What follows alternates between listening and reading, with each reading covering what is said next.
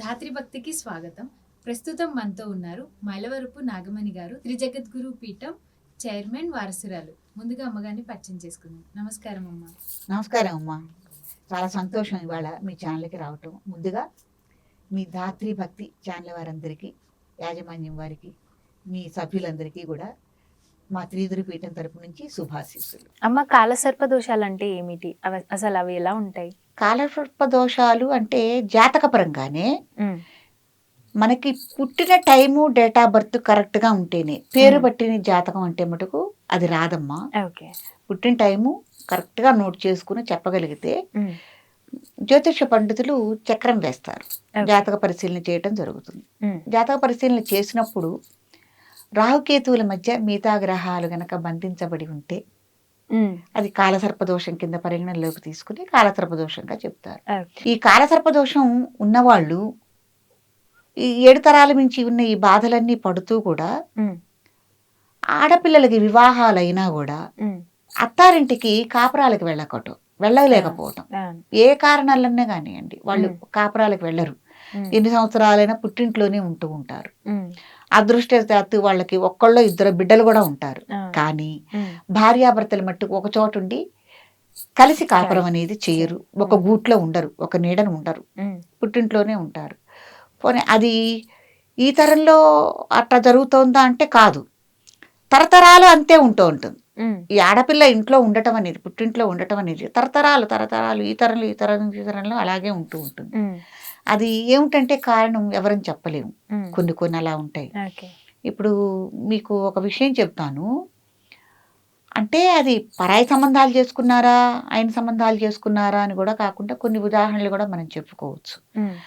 ఎట్లా అంటే, మాకు తెలిసిన వాళ్ళే బావకే ఇచ్చి చేశారు, అంటే మేనత్త కొడుకే ఇచ్చి చేశారు పిల్లని. ఇచ్చి చేశాడు, ఆ అబ్బాయి అమెరికాలో ఉద్యోగం చేస్తున్నాడు. 1 సంవత్సరం ఏమో కలిసి కాపురం చేశారమ్మా. బాబు కడుపును పడ్డాడు, ఆ అబ్బాయి ఉద్యోగరీత్యా అమెరికా వెళ్ళిపోయాడు. ఇప్పుడు ఆ బిడ్డకి కనీసం 9 సంవత్సరాలు వచ్చినా కూడా ఇప్పటి వరకు ఆ పిల్లని కాపురానికి తీసుకెళ్ళలేదండి. అమెరికా నుంచి రాడు, ఈ పిల్లని తీసుకెళ్ళడు. మరి ఆయన సంబంధమే కదా, పరాయి సంబంధం కూడా కాదు. ఈ మేనత్త మేనమామ కూడా అదేమని చెప్పరు కొడుక్కి. ఒక కాలసర్పదోషం ఉండటం వల్ల ఇట్లాంటి సంఘటనలన్నీ జరగటం వల్ల ఇటువైపు తల్లిదండ్రి, ఈ అమ్మాయి, మరి అటు ఆ అబ్బాయి, పుట్టిన బిడ్డ, అటువైపు తల్లిదండ్రి, మరి తర్వాత ఇటువైపు కానీ అటువైపు కానీ వివాహాలు కావాల్సిన వాళ్ళు కూడా అంతే కదా. వీళ్ళ జీవితం ఇలా ఉండేసరికి ఎవరిని పిల్లల్ని ఇవ్వడానికి ముందుకు రారు, ఆడపిల్లలైనా మగపిల్లలైనా. ఇట్లాంటి సమస్యలతో కూడా చాలా మంది బాధపడటం జరుగుతుంది. అంటే ఉదాహరణ మీకు నేను చెబుతున్నాను. ఈ ఇళ్లలో ఇలాగే ఉండిపోవటం పిల్లలు. దానికి ఏంటంటే నిజంగా కాలసర్పదోషానికి నివారణ మార్గం ఏమైనా చేసుకుంటే జరుగుతోందా అంటే, అనుభవించి ఇవన్నీ తెలుసుకున్న తర్వాత ఈ కాలసర్పదోషానికి ఇట్లా నాగప్రతిష్ఠ కార్యక్రమాలు ఆచరించిన తర్వాత ఆ జనరేషన్ లో మారింది. మారి తర్వాత తరం వాళ్ళు వివాహం అయితే చక్కగా కాపురాలకు వెళ్ళి వాళ్ళ భర్తలతో కాపురం చేసుకుని 2 జంటంతా కలిసి ఒక చోట ఉండటం అనేది జరుగుతుంది. ఇట్లా కాలసర్పదోషం ఉండటం వల్ల పంట ఉండదు. తర్వాత ఏదైనా వ్యాపారం చేయాలి అనుకున్నప్పుడు ఏ వ్యాపారం ఏమిటంటే ముందు ఆలోచన చేసుకుని మనం పెట్టుకోవాలి. అట్లాగే పెట్టుకుని ఆలోచనతోనే బడ్జెట్తోనే పెట్టుకుంటారు. కానీ ఆ వ్యాపారంలో ధన నష్టం, ఆకస్మిక ధన నష్టం అనేది జరుగుతూ ఉంటుంది. దానికి కూడా చాలా ఉదాహరణలు ఉన్నాయండి. నా కళ్ళు ఎదురుగుండానే చాలా మంది అట్లా లక్షలు కాదు కోట్లు నష్టపోయిన వాళ్ళు కూడా ఉన్నారు. ఎట్లా అంటే, మంచిగా ఏదైనా ఫామ్ పెట్టాలి, డైరీ పెట్టాలి, చక్కగా అన్ని స్థలం చూసుకుంటారు, షెడ్లు వేస్తారు, అన్నీ వేస్తారు, దానికి కావాల్సిన ఆవులు కానీ గేదెలు కానీ అన్ని కొంటారు, జీతగాళ్ళని ఏర్పరచుకుంటారు. కానీ 6 నెలలకు 8 నెలలకే షెడ్ మొత్తం తీసేసి అసలు పునాలతో కూడా పీకేసిన సంఘటనలు ఉన్నాయి. ఎందుకు ఏమిటంటే కారణాలు చెప్పలేము.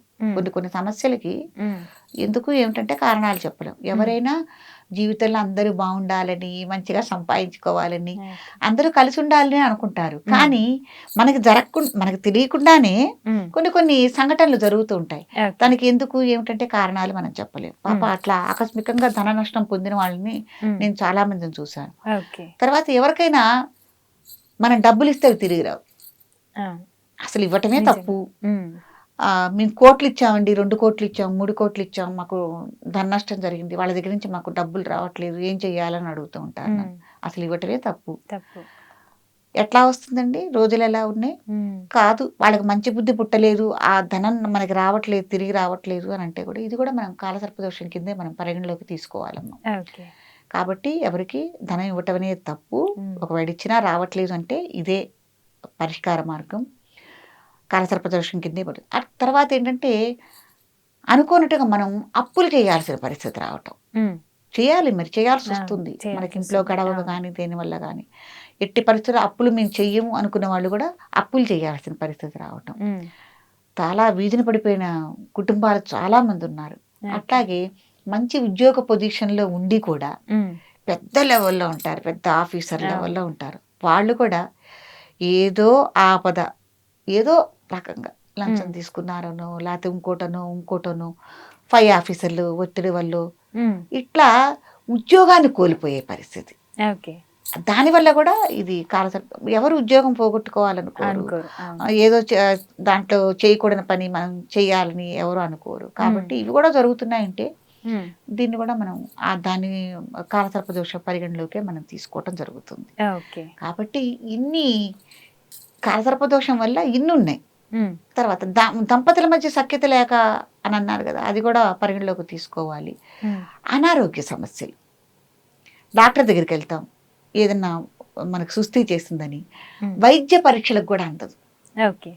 ఎన్ని మందులు వాడినా కూడా డాక్టర్ గారు నికరంగా నీకు ఇది సమస్య, నీకు ఇది అనారోగ్యం అని చెప్పలేరు. ఉమ్, కాబట్టి వైద్య పరీక్షకు కూడా అందని అనారోగ్య సమస్యలు కూడా ఓకే. పరిగణలోకి మనం తీసుకోవాలమ్మా. ఓకే. తర్వాత విదేశయానం, ఉమ్, జాతకంలో విదేశయానం వెళ్ళాలని అనుకుంటారు.